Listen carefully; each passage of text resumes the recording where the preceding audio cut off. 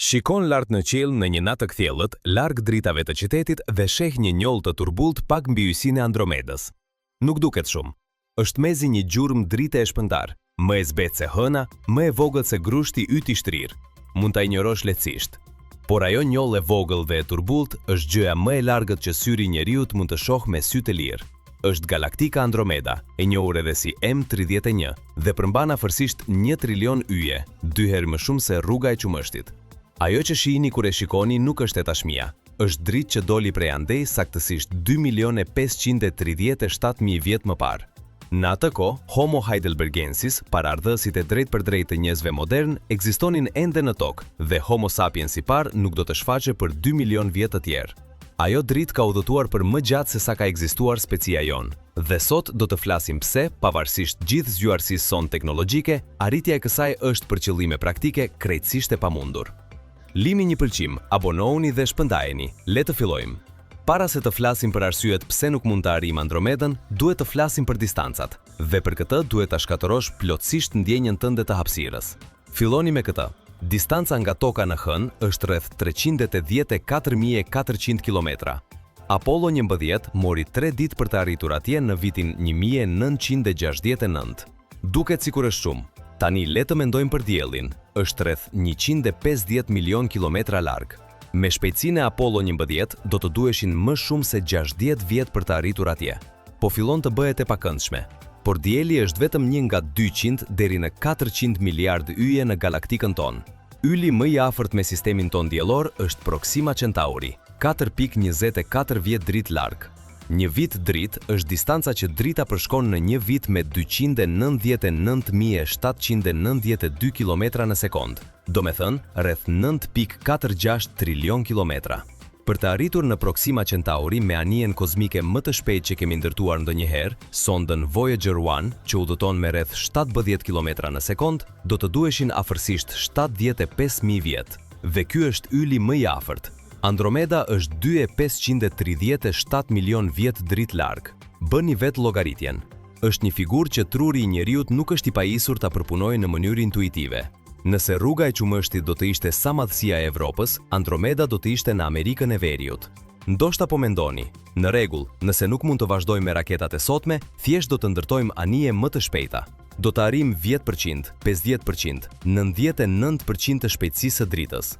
Problemi është se fizika nuk ta jep këtë leje pa ngarkuar një çmim brutal. Teoria speciale e relativitetit e Albert Einsteinit, e botuar në vitin 1905 dhe e konfirmuar eksperimentalisht shumë herë, përcakton diçka shqetësuese. Ndërsa një objekt me masë i afrohet shpejtësisë së dritës, masa e tij relativiste rritet drejt pafundësisë. Kjo do të thotë që sasia e energjisë së nevojshme për të vazhduar përshpejtimin e saj rritet gjithashtu drejt pafundësisë. Arritja e saktë e shpejtësisë së dritës do të kërkonte energji të pafundme. Është fizikisht e pamundur për çdo gjë që ka masë, dhe çdo gjë që dim në univers ka masë. Shkencëtarët llogarisin se për të përshpejtuar një anije kozmike prej vetëm 1000 kg-sh, një anije kozmike miniatur pa shtytje, pa ekuipazh, pa furnizime, në 99% të shpejtësisë së dritës, do të duhej afërsisht energji ekuivalente me 6000 herë prodhimin total vjetor të energjisë së të gjithë njerëzimit. Dhe kjo është vetëm për të arritur në 99%. Për 99.9% shifra shumëzohet me vjet. Për 99.99%, kurba është asimptotike. Mund të afrohesh, por kur të mos e prekësh limitin.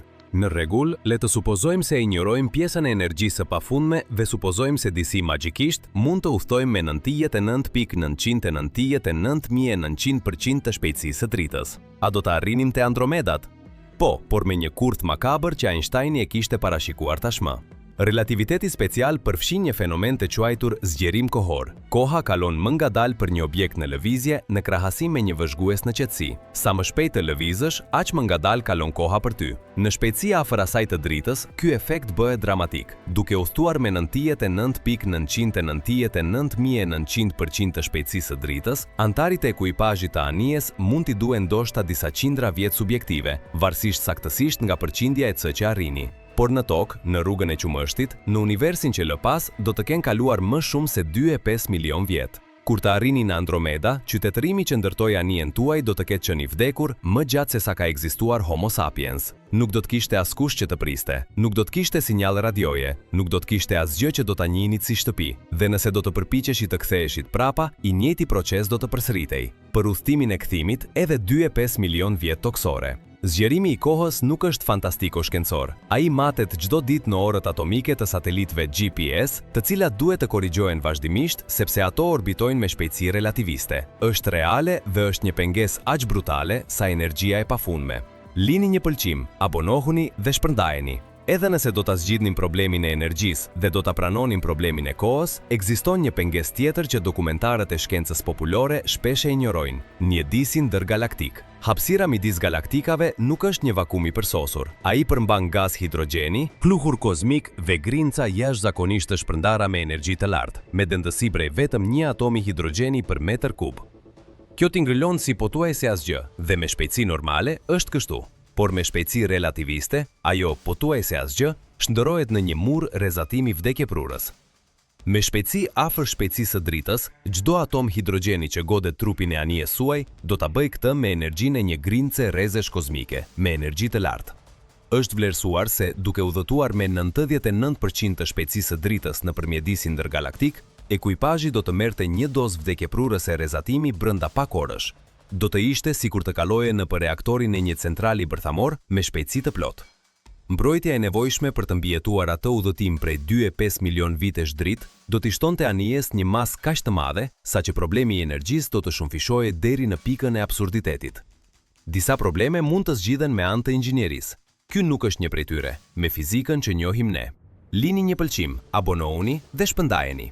Fantashkenca ka propozuar zgjidhje elegante, sistemin e deformuar të lëvizjes në Star Trek që përkull hapësirën, vrimat e krimbave në Interstellar që lidhin pikat e largëta në univers. Shkencëtarët nuk i hedhin poshtë plotësisht këto ide, por kostot që ato paraqesin janë astronomike në çdo kuptim.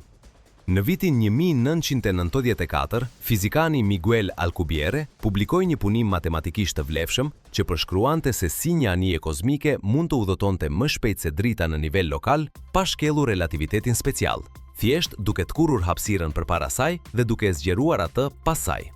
Problemi: vlerësohet se një flusk Alcubierre me madhësinë e një anijeje të vogël kozmike do të kërkonte energji negative ekuivalente me masën e planetit Jupiter. Dhe energjia negative është diçka që ekziston vetëm në sasi subatomike në fenomenet kuantike, siç është efekti Kazimir. Askush nuk ka prodhuar energji negative makroskopike. Vrimat teorike të krimbave, bazuar në zgjidhjet e Einsteinit-Rosen të vitit 1935, do të ishin të paqëndrueshme pa praninë e materjes egzotike me presion negativ, të cilën gjithashtu nuk dim si ta krijojmë. Edhe nëse ato ekzistonin dhe ishin të qëndrueshme, nuk e dim nëse mund të shkallëzoheshin në një madhësi që do të lejonte kalimin e një anijeje.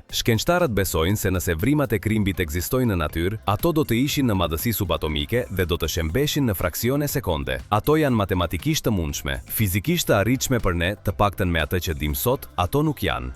Ekziston një faktor shtesë që bën udhëtimin për në Andromeda gjithnjë më të ndërlikuar, megjithse në këtë rast të veçantë, Andromeda është një përjashtim i përkohshëm. Universi është në zgjerim të përshpejtuar. Shumica e galaktikave po largohen prej nesh me shpejtësi proporcionale me distancën e tyre, një fenomen i përshkruar nga ligji Hubble dhe i shpjeguar nga konstanta kozmologjike që Einstein e prezantoi. E hodhi poshtë dhe më pas doli të ishte reale. Galaktikat që janë mjaftueshëm larg po largohen prej nesh më shpejt se shpejtësia e dritës. Jo sepse lëvizin nëpër hapësirë me atë shpejtësi, por sepse vetë hapësira midis nesh dhe tyre po zgjerohet. Kjo krijon atë që kozmologët e quajnë horizonti kozmologjik, një kufi përtej të cilit asnjë dritë apo diçka tjetër nuk do të jetë kurrë në gjendje të na arrijë, sepse hapësira zgjerohet më shpejt se sa çdo sinjal mund ta kalojë atë. Ai horizont vlerësohet të jetë rreth 46 miliardë gjysmë vite dritë larg. Andromeda, vetëm 2,537 milion vjet dritë larg, është brenda atij horizonti dhe në fakt është e lidhur gravitacionalisht me rrugën e qumështit. Po na afrohet me rreth 110 kilometra në sekond dhe do të përplaset me galaktikën tonë pas afërsisht 4 miliardë gjysmë vjetësh. Por praktikisht për çdo galaktik tjetër më më larg, zgjerimi i universit shton një tjetër barierë të pakapërcyeshme për të gjitha të tjerat. Dikush mund të argumentojë, në rregull ne nuk dërguam njerëz, ne dërguam një sinjal radioje, një mesazh, provë të ekzistencës son, dhe kjo është e mundur. Në parim, një sinjal radio udhëton me shpejtësinë e dritës. Nëse do ta dërgonim në Andromed sot, do të mbërrinte atje pas 2537 milion vjetësh. Nëse do të kishte dikë në Andromeda me antena mjaftueshëm të ndjeshme për ta zbuluar atë, ata do ta merrnin atë. Dhe nëse do të përgjigjeshin menjëherë, përgjigja e tyre do të arrinte në tokë pas 2537 milion vjetësh të tjerë, një total prej më shumë se 5 milion vjetësh vajtjeardhje. Deri atëherë, dieli do të ketë konsumuar pjesën më të madhe të hidrogenit të tij dhe do të jetë në fazat e fundit të jetës së tij. Toka mund të jetë e pabanueshme. Nuk do të kishte askush këtu për të marrë atë përgjigje. Komunikimi ndërgalaktik dypallësh është po aq jo praktik sa udhëtimi fizik, vetëm për arsye të ndryshme. Shpejtësia e dritës, e cila në tokë duket e menjëhershme sepse distancat janë të vogla, bëhet në shkallën ndërgalaktike dënimi përfundimtar i çdo komunikimi kuptimplot. Kozmosi nuk na detyrohet qasje. Na ofron meditim, mrekulli dhe pyetjen e përjetshme se çfarë fsihet përtej. Dhe kjo, për momentin, është e gjitha që kemi. Dhe kjo është më se e mjaftueshme për të vazhduar të bëjmë pyetje, të bëjmë kërkime dhe të ndërojmë për atë që mund të jetë e mundur për brezat që do të vinë pas nesh. Lini një pëlqim, abonohuni dhe shpëndajeni. Deri herën tjetër.